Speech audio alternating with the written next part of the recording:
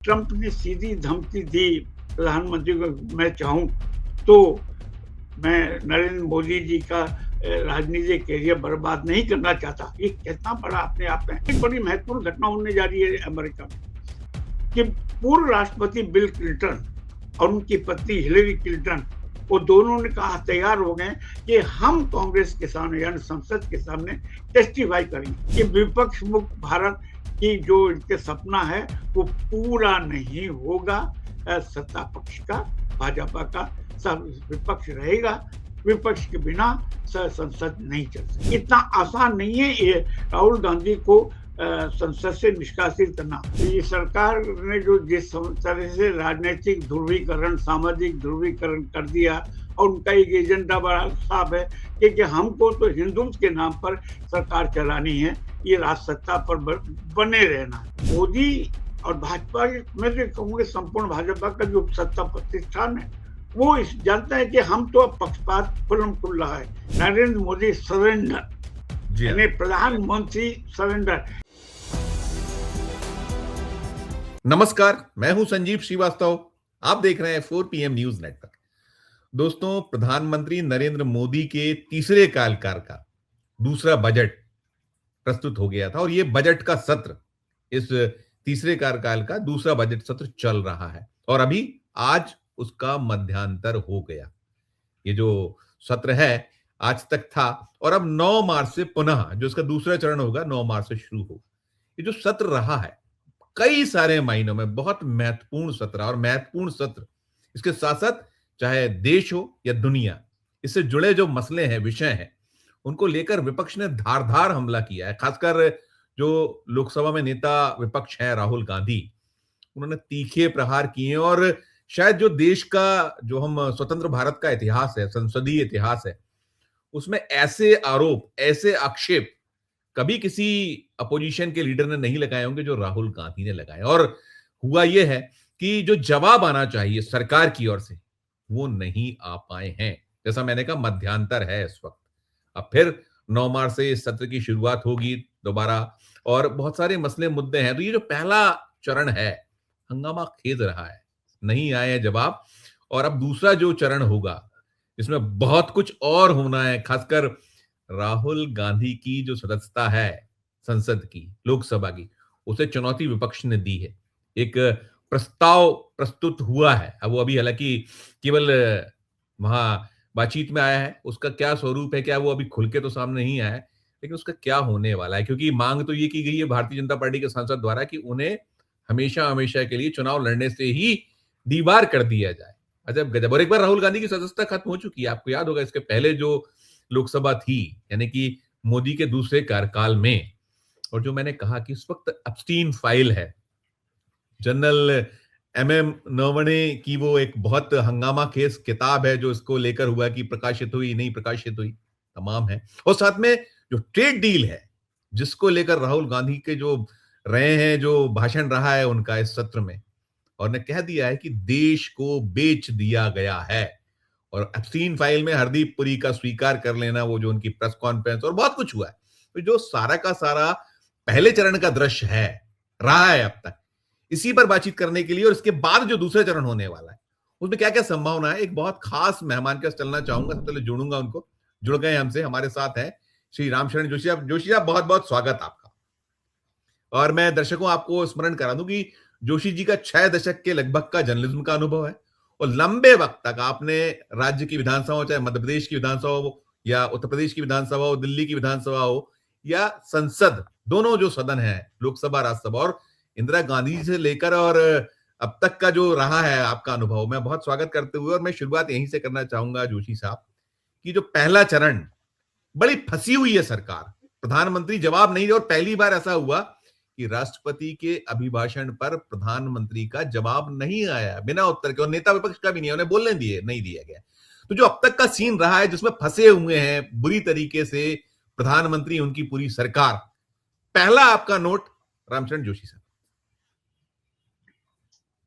मेरे संसदीय कवरेज के इतिहास में जहां तक मैं सोच पाता हूं, ये पहला अवसर है कि जो यानी संसद इतनी एक तरफ तो बड़ी गंभीर, लेकिन इसके साथ ही इतनी निरर्थक दिखाई दी। यानी मुझे आश्चर्य होता है इसमें, सरकार जो है, सत्ता पक्ष जो है, जिसे हम लोग संसद के अंदर या विधानसभाओं में ट्रेजरी बेंच कहते हैं, वो इतने एक आत्मरक्षा की मुद्रा में दिखाई दी है। और सबसे बड़ी बात यह है कि प्रधानमंत्री श्री नरेंद्र मोदी और उनके जो दूसरे सीनियर कुलीग जैसे राजनाथ सिंह और गृह मंत्री श्री अमित शाह और दूसरे भी लोग, जितने एक बेचारगी की स्थिति में या हेल्पलेस की स्थिति में दिखाई दिए, ऐसा मैंने पहले कभी नहीं देखा। अब इसकी सबसे बड़ी वजह है कि ये पहला अवसर है कि जब विपक्ष ने सत्ता पक्ष के सामने एजेंडा सेट करते रहे लगातार, और निश्चित ही जो जिसको कि हम लोग एलओपी बोलते हैं, leader of opposition, Shri Rahul Gandhi ने ये दिखा दिया कि सत्ता पक्ष को कि तुम अब आसानी से जा नहीं सकोगे, बच नहीं सकोगे, क्योंकि इस बजट सत्र के पहले भाग में जो 2-3 बातें उठी हैं, ऐसा पहले कभी नहीं उठा था। वो था कि चाहे वो ट्रेड डील हो, चाहे पूर्व सेनाध्यक्ष की जो आत्मकथा यानी 4 स्टार्स ऑफ डेस्टिनी हो, और इससे भी ज्यादा धमाकेदार जो अमेरिका के एप्स्टीन की फाइल, जिसके करीब अभी भी 30 लाख पेज और आने बाकी है, उससे पहले आ चुका है, और उसमें जो बड़े बड़े जो डिस्क्लोजर हुए, और दुर्भाग्य से ही मैं कहूंगा उसमें प्रधानमंत्री श्री नरेंद्र मोदी और उनके दूसरे सहयोगी श्री पुरी और यहाँ के भारत के सबसे बड़े धन्ना सेठों के एक श्री अनिल अंबानी, और ये जाने, और अब अभी तो आधा आना बाकी है, उसमें कईयों के नाम। अब मजे की बात यह है कि सबसे पहले तो आप सत्ता पक्ष ने एलओपी राहुल गांधी को बोलने नहीं दिया, यानी राष्ट्रपति के भाषण में, जिस पर बोलना बहुत जरूरी होता है। और मजे की बात तो ये है कि उसमें आपके प्रधानमंत्री नरेंद्र मोदी, जिनको लोकसभा में जवाब देना चाहिए था, वो डर के मारे वो राज्यसभा में गए। और ये भी पहला अवसर है कि जब स्पीकर श्री ओम बिरला जी, उनके क्योंकि 5 साल हो गई उनकी दूसरी टर्म में, और शुरू होते ही मतलब उनके अविश्वास, नो कॉन्फिडेंस का मोशन शुरू हुआ। अब मजे की बात ये, जो सबसे बड़ी जो अभी तक नहीं हुई, कि श्री ओम बिरला जी ने ये कहा कि मेरी ही सलाह पर प्रधानमंत्री श्री मोदी लोकसभा में नहीं आए और वो राज्यसभा में गए। क्या ये ऐसा कोई इससे पहले, क्या इंदिरा गांधी या राजीव गांधी या अटल बिहारी वाजपेयी या नरसिम्हा राव और या इंद्र कुमार गुजराल या डॉक्टर मनमोहन सिंह, किसी को स्पीकर ने सलाह दी? नहीं दी। जबकि मैं यहाँ ये याद दिलाना चाहूंगा कि स्पीकर ने राहुल गांधी को ये इतना तो कहा कि मैं आपका सलाहकार नहीं हूं, क्योंकि जब राहुल गांधी ने पूछा कि अच्छा अध्यक्ष महोदय आप ही बता दीजिए कि मुझे क्या बोलना है, तो ओम बिरला जी ने कहा कि मैं आपका सलाहकार नहीं हूं। तो भैया, तो आप एलओपी के नहीं है तो प्रधानमंत्री के कैसे हो गए? प्रधानमंत्री के कैसे हो गए? तो ये कहने का मतलब ये कि संसद में श्री बिरला जी के पहली बार ऐसा हुआ। देखिए, मावलंकर जब जो सबसे पहले स्पीकर थे, मावलंकर थे, इसके बाद अयंगर हुए, इसके डॉक्टर हुकुम सिंह हुए, अरे एक नहीं आजाद जैसे बलराम जाखड़ हुए, आपके इंदौर से अपने वो क्या नाम, सुमित्रा महाजन, मीरा कुमार हुई, यानी ऐसे एक से एक अलग हो चुके हैं। किसी सोमनाथ चटर्जी थे, एक उन्होंने साइड किया। सीपीएम के सोमनाथ चटर्जी, किसी पर ऐसा इतना घोर पक्षपात। पीए संगमा जैसे लोग, पीए संगमा थे, कितने खूबसूरत, बड़े अच्छे संगमा थे, रवि रे, बलराम भगत, ये सब लोग थे।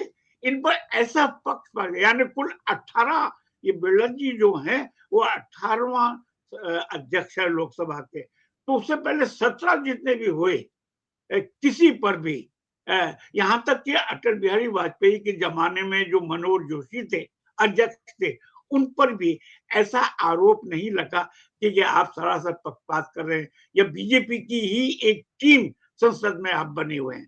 तो ये पहला अवसर है जब एलओपी राहुल देखिए गांधी ने बीच में टोकता हूं आपको। जी ये तो हमारा देश जानता है, इतिहास के बारे में पूरा भिज्ञ है कि क्या था क्या नहीं था। मैं अभी हाँ इस सत्र की जो शुरुआती 13 दिन रहे, फर्स्ट फेज रहा, सरकार किस किस जगह पर फंस गई, चाहे वो अध्यक्ष ने फंसवा दिया हो, अपनी कहीं अपरिपक्वता लगी मुझे भी, जो आप कहते हो कि बहुत सम्मानित है वो पद, लेकिन ये जो जिसपे बैठे ओम बिरला कहीं अपरिपक्वता एक, फिर वो रिजिजू जी जो उन्होंने कहा कि आप ऑथेंटिकेट कीजिए, वहां फंस गई थी सरकार। बचा लिया जगदेंगपा पाल ने, अगर वो नहीं होते डाइस पर कोई और होता तो शायद मामला उलट जाता। दो, और नंबर 3 हरदीप पुरी, जिस एप्स्टीन की आपने बात की, उस फाइलों की जिसमें बहुत पन्ने आने, वो स्वीकार रहे हैं।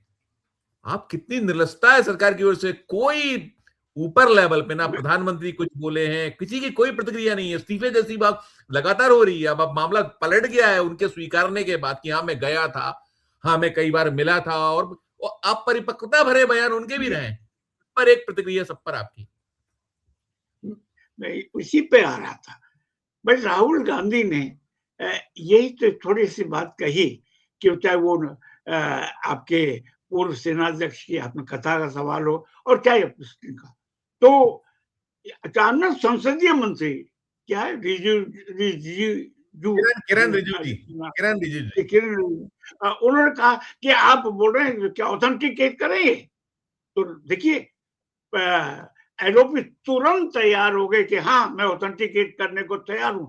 अब वो चूंकि जगदम्बी पाल किसी जमाने में कांग्रेस के सदस्य थे, आपको शायद याद होगा, कांग्रेस के मेंबर हुआ और लंबा अनुभव, दीर्घ अनुभव है उनका। तो वो एक परिपक्व नेता हैं। उन्होंने समझ लिया कि इसमें सरकार फंस रही है, प्रधानमंत्री फंस रहे हैं। तुरंत उन्होंने कहा कि नहीं, मैंने आपसे नहीं कहा कि आप ऑथेंटिकेट करिए, मैं उनकी बात नहीं मानता अपने मंत्री की। तो उसमें सरकार को उन्होंने बचा लिया। लेकिन फिर इसके बाद उन्होंने बाहर आके कहा मंत्री जी ने कि हम प्रतिपक्ष के नेता के खिलाफ प्रिविलेज मोशन लाएंगे। और नतीजा क्या हुआ? उसमें ही फंस गए थे। उसके प्रिविलेज मोशन की आपने घोषणा की बाहर आकर के, संसद के बाहर आकर के, और इसके बाद चंद घंटों में आपने कहा नहीं सरकार प्रिविलेज मोशन नहीं लाना चाहती। क्यों? कि उसमें सरकार फंस रही। अगर प्रिविलेज मोशन पर बहस होती है तो फिर सभी विपक्ष के जितने भी नेता बताएंगे, तो उसमें तो सरकार की ये कह सकते हैं कि इतनी जबरदस्त खिलाई होती कि जिनमें तारे दिखाई दे जाते हैं। तीसरी बात कि कोई अपने पुरी जी की बात की। पुरी जी पहले से ही जब से ये फाइल का नंबर हुआ, वो कहते नहीं मेरा किससे कोई लेना देना नहीं, बेकार में कभी नहीं मिला। अब आप देखिए, जब मिस्टर राहुल गांधी ने लोकसभा में सिर्फ जिक्र भर किया था और इसके बाद पुरी जी इतने मतलब बिलबिलाए, उन्होंने बाहर आकर के प्रेस कॉन्फ्रेंस की। हाँ मैं गया तो था 3-4 बार, अरे फाइल में तो 2 बार की जिक्र है। इन्होंने ये कह दिया हाँ मैं मैक्सिमम 4 बार गया था। तो मैं हमसे पुरी साहब से एक बात सीधा कर सकता हूँ, आप रिटायर हो गए थे अमेरिका में, आप कोई राजदूत नहीं थे, कोई ऑफिसर पर नहीं, फिर आप क्यों मिले, किसके कहने पर मिले? ये एक सबसे बड़ा सवाल उठता है। और फिर मैं एक चीज इसमें सर सवाल सारे हैं कि क्यों मिले, क्या मिले, लेकिन अब सरकार कहां पर आके कितना फंसी हुई है, इसके रिपरकेशंस क्या होने वाले हैं, उसको थोड़ा आपको करिएगा। देखिए इसके रिपरकेशन तो काफी गंभीर हैं। आप जानते हैं कि जैसा कि मैंने बहुत प्रारंभ में कहा था, अभी फाइल में 30 लाख पेजेस बाकी है।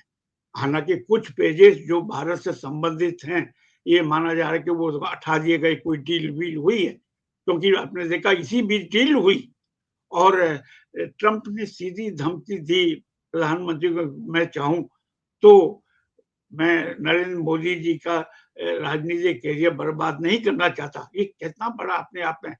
तो मुझे ऐसा लगता है कि देखिए, पूरी अगर प्रेस कॉन्फ्रेंस करके स्वीकार नहीं करते तो एक बच निकलने की एक गली थी। और लेकिन अब उन्होंने खुद ही ऑन रिकॉर्ड कह दिया कि हाँ मैं गया था, और बहुत ही बचकानी ढंग से वो कई बातें ऐसे कही जो कि एक संवेदनशील व्यक्ति के लिए अच्छा नहीं रहता। तो मैं ये समझता हूं कि पुरी स्वयं में स्वतंत्र नहीं है, ये वो किसी के कहने पर इसमें इसमें इसमें माना क्या ये इस्तीफे, उनके इस्तीफे की भूमिका है, ये वो तय मैं हो गया है मैं कि देना पड़ेगा मैं फिर समय। मैं, मैं उसी पे आ रहा हूं कि अब जो आज आपने देखा कि संसद के प्रांगण में विपक्ष के सभी नेताओं, सभी एमपीज ने उनके इस्तीफे की मांग की। अब निश्चित रूप से ये मामला बढ़ेगा।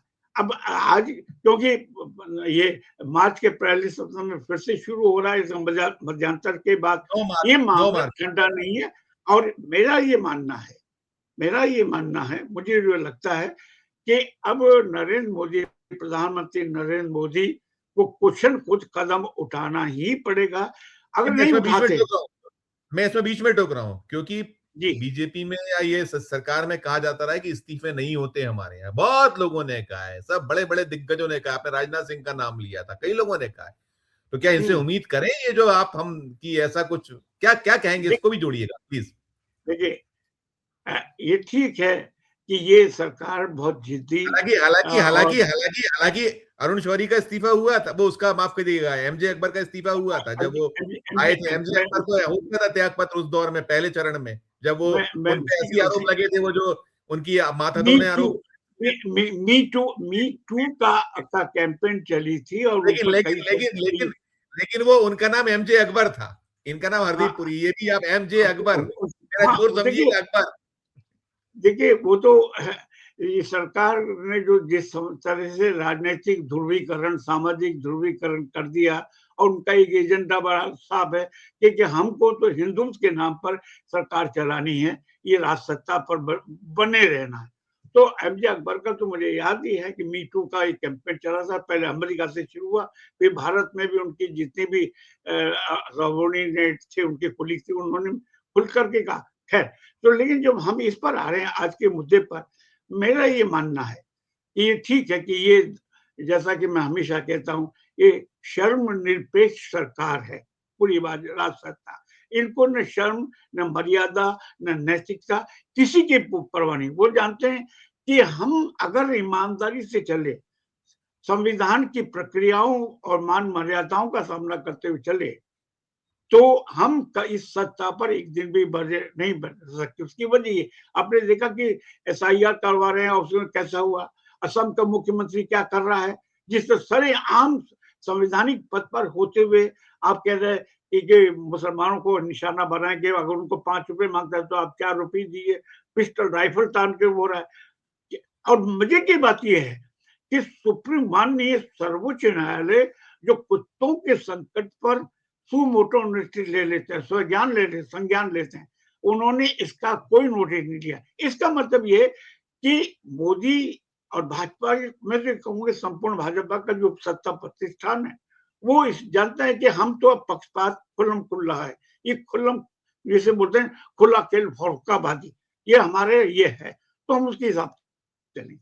लेकिन अभी इसमें जो मामला आ गया पूरी का, वो मामला राष्ट्रीय नहीं है, अंतर्राष्ट्रीय भी है, क्योंकि अगले 15 दिन में आप समझते हैं कि वो दूसरे फाइल की जो शेष पेजेस है वो नहीं आएंगे, क्योंकि एक बड़ी महत्वपूर्ण घटना होने जा रही है अमेरिका में कि पूर्व राष्ट्रपति बिल क्लिंटन और उनकी पत्नी हिलेरी क्लिंटन, वो दोनों ने कहा, तैयार हो गए कि हम कांग्रेस के सामने यानी संसद के सामने टेस्टिफाई करेंगे। तो इसके साथ तो वो मांग करेंगे कि ट्रंप के जो दूसरे पेजेस हैं जो अब तक नहीं है वो सामने लाए जाए। तो निश्चित रूप से उसमें और भी हमारे यहाँ के जो कुछ दिग्गज लोग हैं अभी छुपे बैठे हैं, वो नाम तो आएंगे। तो मैं समझता हूँ कि अब प्रधानमंत्री नरेंद्र मोदी जी कुछ भी कई करें, इस्तीफे, कई कई कई बड़े बड़े इस्तीफे हो गए इसी एप्स्टीन में दूसरे मुल्कों में, भले हमारे इंडिया तो अभी वो छोड़ तो दिए हो लेकिन। चुके हैं, जी। हो चुके, कई जगह के हो चुके, अब तक 8-9 लोगों, क्योंकि उसकी संजीव जी, उसकी व्यक्ति बड़ी बात यह है कि विकसित देशों में वो संविधान की मर्यादा, political morality and individual morality, ये इसका हमेशा ध्यान रखना है, चाहे वो ऑस्ट्रेलिया हो। अब देखिए ब्रिटेन के प्राइम मिनिस्टर, उनका नाम सीधा कहीं नहीं है, लेकिन उनके एक साथी कहता है जिसको कि वो किया, नतीजा ये उनकी मांग हो रही है कि आप इस्तीफा दीजिए, उससे पहले और लोगों ने दे दिया है। तो ऐसी हालत में ये अंतर्राष्ट्रीय मामला है, और इतना अब अगर ऐसा होगा, मोदी जी कुछ करेंगे नहीं, तो मैं ये बात इसमें करूँ मानता। इसमें इसमें इसमें मैं पूछना चाहूंगा आपसे, आपने जो कहा जी।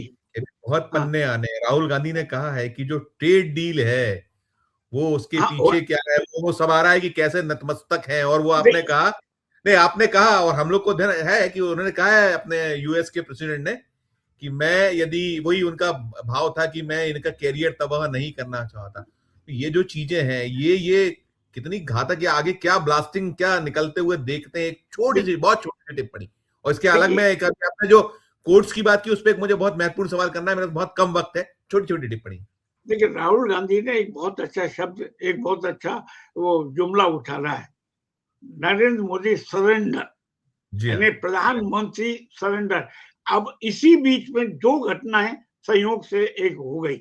एक तो ट्रेड डील अमेरिका के साथ, जिसमें हमारे किसानों की हालत चौपट होने जा रही है, और दूसरी वो वही उसके जैक स्ट्रिंग के फाइलों के खुलना। अब इसमें दोनों में अचानक, और तीसरी खबर ये कि वो कुछ पेजेस जो हैं गायब हो गए हैं, वो, तो गए। तीन चीजें एक साथ हो गई हैं। इसमें निश्चित रूप से प्रधानमंत्री को अपनी जिम्मेदारी निभानी पड़ेगी, नहीं तो अब देखिए मामला अब तो नीचे तक जा रहा है। खाली ये सोचे कि पॉलिटिशियंस के बीच में नहीं है, लेकिन मैं आपको बता रहा हूँ, आम लोग अब बात करने लगे कि कुछ तो दाल में काला है। वो बिल्कुल मैं बिल्कुल। आप, तो दाल में काला है। मैं आपसे ये पूछना चाहूंगा, मैं, आपने भी कोर्ट्स की बात की, जो अब राहुल गांधी के खिलाफ मूव हुआ है, वो हालांकि पहली बार हुआ था, उनकी सदस्यता को कैसे खत्म हुई थी उस उसमें कि उन्होंने मोदी सारे वाला जो मसला था, फिर उसके बाद उनका घर एक हाथों हाथ खाली कराया गया था, वो कोर्ट से जीत के आ गए थे। जी लेकिन जी। आज का जो सीन है, ये जो आपने कहा, ये जो भारतीय जनता पार्टी है, मतलब मोदी और शाह की जो सरकार है और इनका जो शैली है काम करने की, तो इसमें क्या क्या देखते हैं कि वो भले ही बहुत नॉन सीरियस मैन मानते हैं विपक्ष के लोग, निशिकांत दुबे उनका हथियार है बड़ा, मोदी और शाह का बड़ा हथियार है, तो फिर उस हथियार का कहां तक कैसा उपयोग हो सकता है, क्योंकि उनको तो बहुत है, अभी तो बचना है कैसे भी, कुछ लंबे वक्त तक आप लटका दीजिए अटका दीजिए, क्या देखते हैं उसमें और उसके रिपरकशंस क्या होंगे, यही समाप्त करूंगा। संजीव जी 1952 से लेकर अभी तक ये पहला अवसर है जब इस तरीके का मोशन, इस तरह का प्रस्ताव सत्ता पक्ष ने सामने, विपक्ष इसके एलओपी के लिए लाया। उससे पहले ऐसा नहीं हुआ था। जब आपने देखा कि प्रिविलेज मोशन में हम लोग पिट जाएंगे, तो आपने अपने एक मोहरे, कठपुतली है निशिकांत दुबे, यस। उनका कुछ नहीं है, वो कठपुतली है, तो गुलाम है उनको सर, गुलाम है, गुलाम है, गुलाम है, जो विपक्ष आरोप लगाता है गुलाम है वो तो, पूरा का चलिए पूरा। मैंने थोड़ा सा शिष्ट भाषा का विपक्ष प्रयोग विपक्ष किया। विपक्ष के ब्लेम्स की सभी को कहते हैं अब वो तो, कि सभी तो कठपुतली है, गुलाम। अब तो गुलामी सही समझ लीजिए, तो उसने इस तरह कर रखा। मेरा ये मानना है कि अब जो मार्च में शुरू होगा, इतना आसान नहीं रहेगा। आप अगर एलओपी को हटा दें, तो दो तीन खतरे हैं। राहुल गांधी को तो राजनीतिक रूप से बड़ा फायदा होगा अगर उनको भारत कानून की संसद सदस्यता छिन जाती है, और या शेष मान लो उसको डिबार कर दिया जाता हमेशा के लिए, तो वो तो हीरो बन जाएंगे।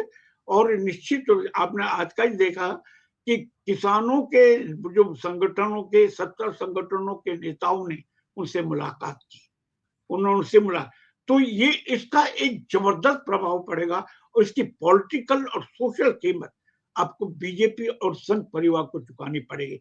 इतना आसान नहीं है ये राहुल गांधी को संसद से निष्कासित करना। हाँ, एक चीज देखनी होगी, अगर मान लो ये अपनी जिद पर, हर धर्मिता पर उतर ही आते हैं, या ये कहा जाए कि बेशर्मी पर उतर ही आते हैं, तो अब वो कोर्ट में जो है सुप्रीम कोर्ट, जैसे कि पिछली बार भी सुप्रीम कोर्ट ने राहुल गांधी लेकिन की अब सदस्यता बदला हुआ है, अब सीन बदला हुआ है, सुप्रीम कोर्ट का सीन बदला हुआ है। मैं उसी पे आ रहा हूँ, कि खत्म करिएगा छोटा सा जी। हाँ, इस समय तो कब जो है, जिस तरीके का सर्वोच्च न्यायालय का जो इस समय की स्थिति, ये तस्वीर है, उसमें कोई, लेकिन मैं यहाँ पर कानूनी पक्ष की बात कर रहा हूँ, वैधानिक, कि क्या लोकसभा की जो संप्रभुता है उसको सुप्रीम कोर्ट की में कितनी हद तक चुनौती दी जा सकती है, और यह सुप्रीम कोर्ट कितना चुनौती उसको दे सकता है, क्योंकि ये